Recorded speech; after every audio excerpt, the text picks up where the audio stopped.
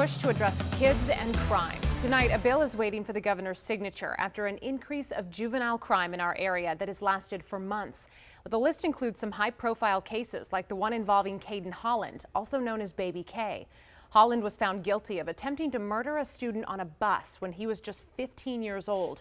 It became the poster case for juvenile reform in Prince George's County. Our Matt Gregory is live. And Matt, can you help us understand here, how do prosecutors feel about these reforms?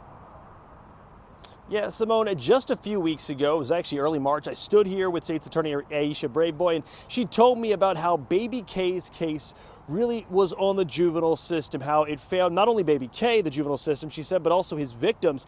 Well, now those reforms have passed, and she says she's hopeful that those reforms can stop another Baby K situation from happening again. And really quickly, we're just going to take you through the case because it's very important to understand here. Caden Holland was found guilty in adult court of attempting to murder a student on a bus, and it looked like a planned hit. During hearings for his trial, however, prosecutors revealed Holland had a probation for a previous gun charge at 13, and while when he didn't comply with that probation, Juvenile Services simply closed the case. The attempted murder happened 1 month after the case closed, so there were no consequences, Braveboy said.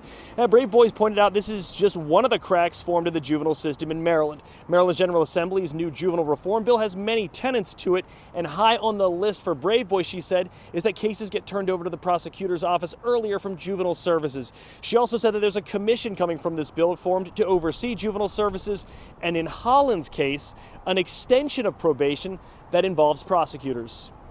What we found in that case was that there was not compliance with the terms of the probation, and that happens in many cases. And now state's attorneys like myself will have the ability to ask the courts to extend terms of probation and to enforce their court orders. And now that bill has gone to Governor Moore's desk, he just has to sign it. But coming up at 5, when we talked to her, there are a lot of other tenets of issues she saw within the juvenile system that she wanted to address. So we asked her, does it go far enough? You're going to want to hear her response coming up at 5 o'clock here on WUSA 9. But for now in Prince George's County, I'm Matt Gregory. Back to you. Matt, I'm curious, some critics are saying this is just going to put more young people behind bars instead of actually getting them help. Did the state's attorney address that concern? Yeah, she says that's a common misconception. She was pointing out that the main thing they try to do is to rehabilitate youth. It's not to put them behind bars. And she says a lot of the tenets of this bill, a lot of the writing in it, will actually allow them to get those juveniles to services faster. That's what she says. We'll see how it plays out. All right. We'll be checking in with you for those updates, Matthew. Thank you.